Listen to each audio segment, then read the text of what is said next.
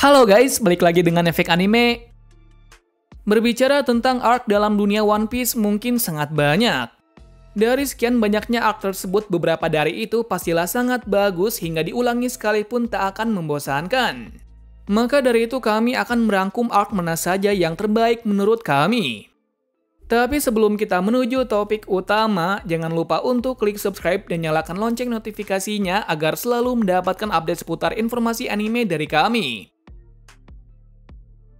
Dan berikut arc terbaik One Piece versi Efek Anime.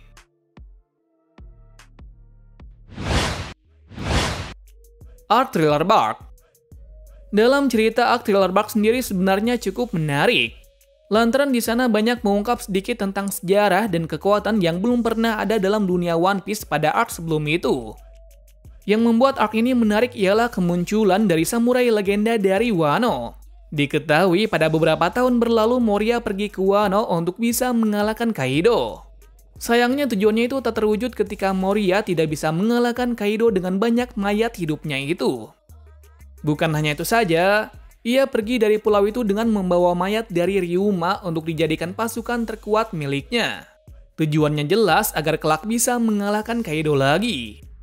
Akan tetapi nasib berkata lain ketika Luffy dan kelompoknya berhasil mengalahkan Moria serta menyelamatkan orang yang kehilangan bayangan di sana termasuk teman barunya yaitu Brook. Yang kemudian Brook menjadi bagian dari topi jerami setelah tahu kalau Luffy dan lainnya memiliki hubungan dengan Labon. Arc Zou. Seperti yang diketahui pada Arc Zou adalah arc yang mungkin bisa dikatakan kurang populer. Kenapa demikian? Dikarenakan tidak terjadi pertempuran yang besar di sana, melainkan hanya pertarungan antara suku Ming dan bajak laut Jack. Sebab dari itu banyak dari fans yang kurang tertarik lantaran kelompok topi jerami tidak terlalu andil dalam pertarungan tersebut. Terlepas dari itu semua, menurut kami pada arc ini sangat menarik daripada arc lainnya. Mengingat dalam cerita di Pulau Zou banyak mengungkap tentang masa lalu dari Roger, serta sejarah dari Poneglyph serta hubungan antara suku Ming dan keluarga dari Kozuki. Bisa dikatakan kalau arc ini adalah awalan untuk memasuki arc Wano Kuni. Jadi bagi kalian yang tidak tertarik dengan arc yang satu ini, kalian bisa lebih pahami tentang sejarah dari pulau ini yang berkaitan dengan Wano Kuni.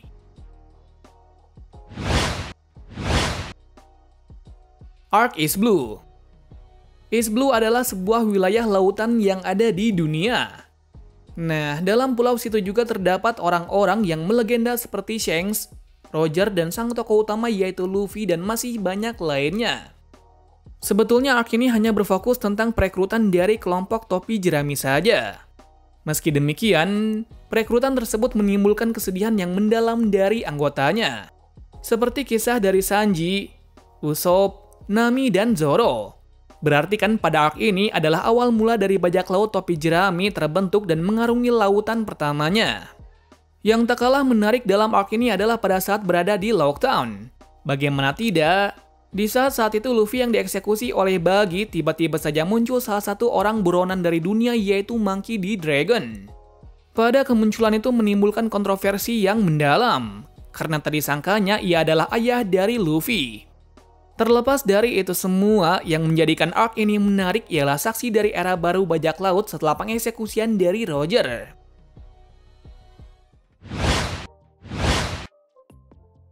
Arc Arlong Park.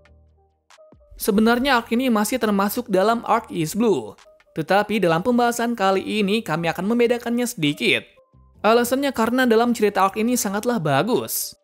Yaps, ini berawal dari kisah Nami yang cukup menyedihkan, di mana ia harus menanggung kesedihan yang dalam setelah Bell-mère meninggal. Buruknya lagi, Nami diharuskan untuk bergabung dengan Arlong agar para penduduk tidak disakiti. Pada ketidakpastian tersebut, Nami harus memilih pilihan yang sangat sulit, yaitu harus bisa membeli pulau ini dari bajak laut. Hingga akhirnya dengan keahliannya mencuri uang yang selama ini ia sisihkan hampir bisa digunakan untuk membeli pulau ini. Sayangnya, harapan yang telah lama ia tunggu hanyalah sia-sia, lantaran Arlong sudah mengkhianatinya. Lalu masalah pun teratasi dari Luffy dan lainnya yang telah datang untuk menyelamatkan Nami. Dan hal ini pula yang membuat arc ini sangat bagus ialah melihatkan kekuatan besar dari Luffy, Zoro, Sanji dan Usopp yang mati-matian untuk bisa mengalahkan Arlong dan bajak lautnya. Berakhirnya arc ini juga Nami membuat lembaran baru dari Nami dengan berlayar dengan bajak laut topi jerami.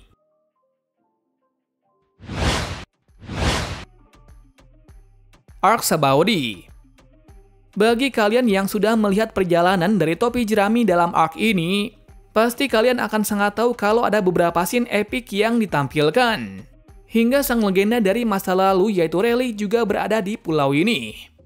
Bukan hanya dari karakter, pulau ini juga mempunyai sisi gelap tersendiri, yakni diskriminasi terhadap ras manusia ikan.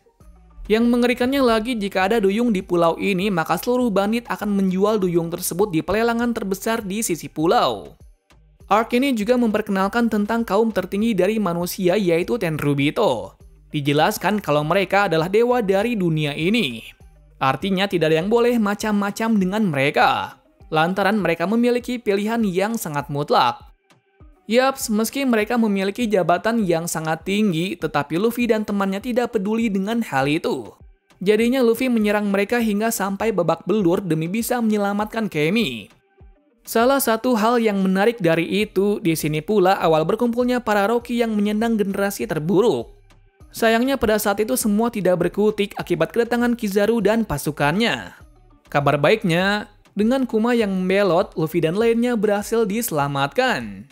Dari sini pula kelompok topi jerami mulai dicap sebagai bajak laut yang sangat buruk oleh pemerintahan.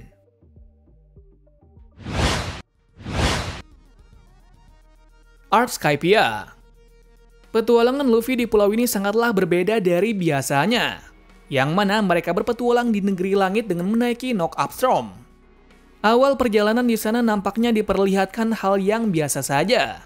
Tetapi setelah melalui beberapa perjalanan, mereka menemui hal yang sangat mengejutkan, di mana di pulau ini ada pulau emas yang dikenal dengan Chandora. Namun sesaat mencapai hal itu, mereka mendapat masalah dari orang yang mengaku dewa yaitu Enel, yang saat ini belum diketahui tentang tujuan dari Enel dan kenapa melakukan itu semua. Yang pasti pada saat itu Luffy berhasil mengalahkannya walau masih hidup. Terlepas dari itu semua, yang menarik kali ini adalah isi beberapa poneglyph yang ada di sana, yang menceritakan tentang senjata kuno. Bukan masalah itu saja, tetapi lonceng emas besar itu kenapa bisa di atas dari tanaman besar itu. Baru-baru ini ada yang mengulas tentang Pulau Skypiea yang penuh dengan misteri. Ada yang mengatakan kalau Skypiea adalah tempat kediaman One Piece itu berada.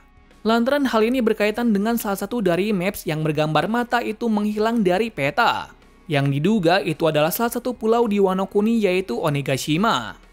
Jika ditelaah dari teori tersebut, berarti kan kalau cerita dari Arc Skypiea belum berakhir.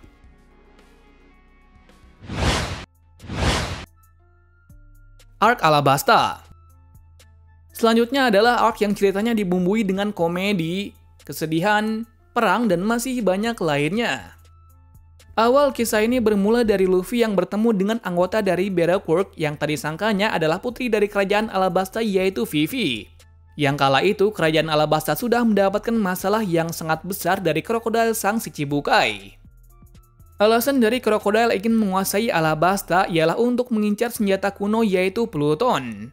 Sebab itu, ia menggunakan segala cara untuk berperang dengan negeri ini. Pastinya Luffy yang tahu Vivi mendapatkan masalah besar tersebut, Luffy dan lainnya tidak diam saja. Bahkan di saat perjalanan, Luffy malah bertemu dengan kakaknya yang sudah menjadi bagian dari bajak laut besar yaitu Shirohige. Meski mendapat bantuan besar tersebut, hanya singgah sebentar saja untuk mengatasi masalahnya. Lalu pada akhirnya juga Luffy dan lainnya diharuskan untuk bisa melawan kelompok Baroque sendiri. Selesai perang itu berakhir, Luffy mendapatkan teman baru, sayangnya bukan Vivi, melainkan dari pihak musuh yaitu Robin. Arc Dressrosa. Sama seperti Alabasta, cerita dalam arc ini menyuguhkan penderitaan rakyat dari kekangan Doflamingo. Padahal sebelum hal ini, pulau ini sangatlah damai dan indah. Namun setelah datangnya dari Dovi, semua rakyat dan Raja Riku sendiri pun tidak bisa berbuat apa-apa. Akan hal itu pula terciptalah negeri yang memiliki dua muka. 10 tahun berselang akhirnya penderitaan itu berakhir setelah Luffy berhasil mengalahkan Doflamingo. Luffy bisa mencapai itu semua bukan hanya sendirian, tetapi ada banyaknya para bajak laut yang membantunya. Tak terkecuali kakaknya yaitu Sabo yang muncul di pulau itu untuk mendapatkan buah iblis merah Meranomi. Setelah berakhirnya perang tersebut tidak semerta-merta menimbulkan hal yang baik. Karena yang akan mengincar Luffy selanjutnya adalah seorang Yonko yaitu Kaido. Meski tahu akan hal itu, Luffy membiarkannya. Karena saat ini ia mempunyai aliansi yang cukup besar yang disebut dengan Straw Hat Grand Fleet.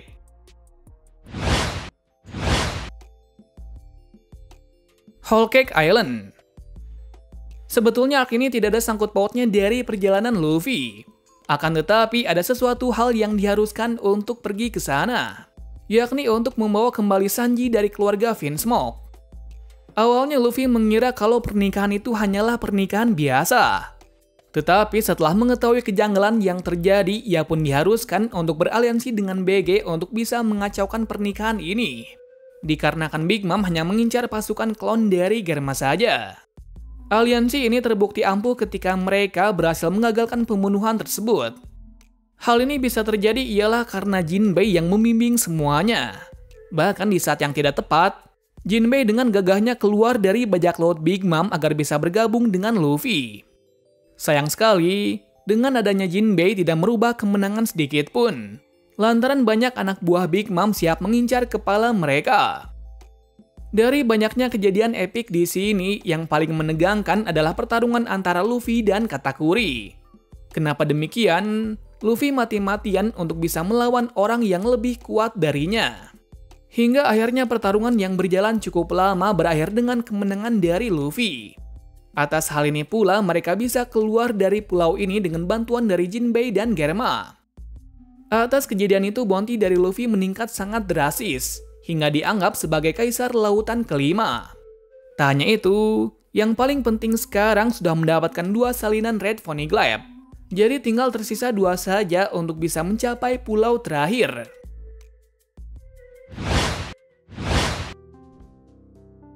Arc Impel Down dan Marineford. Dua arc ini adalah arc yang paling bagus menurut kami. Mengingat dalam ceritanya disuguhkan cerita yang sangat menegangkan sekaligus bersejarah. Yakni Luffy berhasil masuk dan lolos dari penjara itu dengan membawa tahanan lantai 6. Seperti Jinbei, Ivankov, Inazuma, Crocodile, dan masih banyak lainnya. Hal ini bisa terjadi lantaran mereka mempunyai tujuan yang sama, yaitu pergi ke Marineford. Sesampainya di Marineford sudah terjadi pertarungan besar antara pasukan Shirohige dan Angkatan Laut. Alhasil Luffy dan lainnya bergabung untuk bisa menyelamatkan kakaknya itu. Naasnya, penyelamatan ini berakhir dengan sia-sia dan kesedihan yang sangat dalam. Bagaimana tidak, Ace dan Shirohige mati dalam insiden kali ini. Seharusnya jika Ace tidak melawan egonya itu, maka bisa jadi ia dan Shirohige masih hidup. Namun karena keegoisannya itu malah membawa petaka yang besar kepadanya dan Shirohige. Beruntungnya pertarungan besar itu terhenti atas kedatangan dari bajak laut Akagami. Jika tidak, kemungkinan besar bajak laut Shirohige pasti akan hancur saat melawan Kurohige.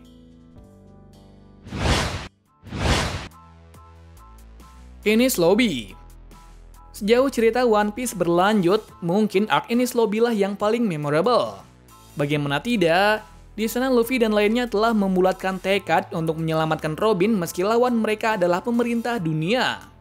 Scene itu terlihat dengan seriusnya Luffy meminta Sogeking untuk membakar bendera tersebut. Berarti kan kalau waktu itu mereka tidak takut sama sekali dengan pemerintah dunia. Dikala melihat itu Robin sangat sedih dan bahagia, lantaran hanya mereka saja yang ia punya sampai sekarang. Dengan perkataan Robin yang seperti itu, dimulai pertarungan besar di antara kelompok topi jerami antara CP9. Seperti yang diketahui dalam pertarungan itu banyak hal yang sangat epik. Mulai Zoro yang menunjukkan taringnya sampai Luffy mati-matian untuk bisa melawan Rob Lucy. Yang tak kalah epik dari itu semua ialah yang menyelamatkan mereka dari Buster Call adalah Marigo yang masih berjuang untuk bisa menyelamatkan mereka. Arc ini pun memuncak dengan pembakaran Going Merry yang telah menemani berlayar hingga saat itu. Karena serangkaian beberapa momen itulah arc ini masih menjadi arc terbaik sampai sekarang.